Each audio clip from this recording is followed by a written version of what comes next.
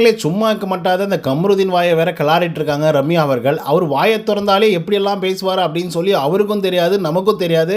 அப்புறம் மார்க் பண்ணுவாப்புல, கெட்ட வார்த்தை பேசுவாப்புல, டேய் போடா வாடா அப்படின்ற மாதிரிலாம் பேசுவாங்க. இன்றைக்கி யார் மாட்டியிருக்காங்க அப்படின்னு பார்த்தீங்கன்னா ரம்யா அவர்கள் தான் வந்து மாட்டியிருக்காங்க. ஸோ கம்ருதீனுக்கும் ரம்யாவுக்கும் ஒரு எக்ஸ்ட்ரீமான ஒரு சண்டை.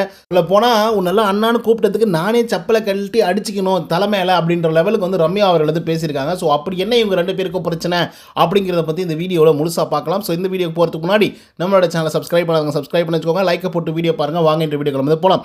ஆக்சுவலாக பிக் பாஸ் அவர்கள் இன்றைக்கி முடிவு பண்ணிட்டாப்புல எந்த ஃபிசிக்கல் டாஸ்க்லாம் கிடையாது, எல்லாமே வாக்குவாத டாஸ்க் தான். அப்போ தான் வந்து சண்டைகள்லாம் வரும் அப்படின்ற மாதிரி பிக் பாஸ் அவர்கள் முடிவு பண்ணிட்டார். ஏன்னா இவங்க தான் இந்த பிசிக்கல் டாஸ்க்கு விளையாடுற லட்சணம் தெரியல. ஒன்று ஓவர் எக்ஸ்ட்ரீமாக போய் அடிக்கிறது, உதைக்கிறது, அப்புறம் கீழே விழுறது, தலையில் அடிப்படுறது, அந்த லெவலுக்கு வந்து போயிடுறாங்க.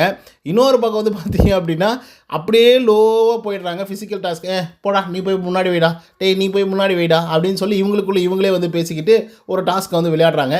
சரி ஓகே, இதுக்கப்புறமெல்லாம் இந்த மாதிரி டாஸ்க்கு கொடுத்தோன்னா இப்படி தான் பண்ணுவாங்க.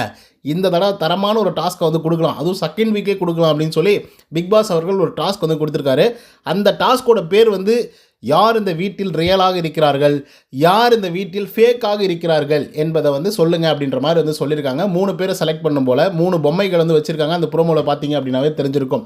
ஸோ அதில் வந்து ஒவ்வொரு கண்டஸ்டண்ட்டும் தேர்ந்தெடுக்கிறாங்க. இவங்கெல்லாம் வந்து பார்த்திங்க அப்படின்னா ரொம்ப ஃபேக்காக இருக்காங்க அப்படின்னு சொல்லி.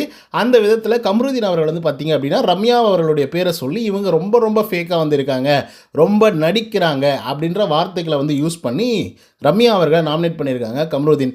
ஸோ இதனால் செம்ம காண்டான ரம்யா கடுப்பாயிட்டு வந்து பார்த்திங்கன்னா திட்ட ஆரம்பிச்சிட்டாங்க கம்ருதீனை. ஸோ கம்ருதீன் வந்து ரொம்ப மெச்சூராக பொறுமையாக தான் பதில் சொல்கிறாரு. இங்கே பாருமா, நானும் வந்து சூப்பர் டீலக்ஸ் ஹவுஸில் வந்து இருந்திருக்கேன், என்னையும் வந்து இவன் ஃபஸ்ட்டு பர்ஃபார்மர் அப்படின்னு சொல்லி எல்லாருமே வந்து குத்திருக்காங்க. அப்போ கூட நான் வந்து அது நார்மலாக எடுத்துக்கிட்டு போயிருக்கேன். ஸோ அப்படி இருக்கும்போது நான் வந்து உங்கள்கிட்ட சொல்கிறேன் அப்படின்னா அது அதோட விட்டுரு அப்படிங்கிற மாதிரி இது சொல்கிறாங்க. அப்படியெல்லாம் விட முடியாது அப்படின்னு சொல்லி மறுபடியும் சண்டைக்கு வராங்க ரம்யா. வந்த உடனே வந்து பார்த்திங்க அப்படின்னா நீ ஃபேக் தான், நீ நடிக்கிறதா, எனக்கு எல்லாமே தெரியும் அப்படின்ற மாதிரி கம்ருதீன் வந்து சொல்கிறாரு.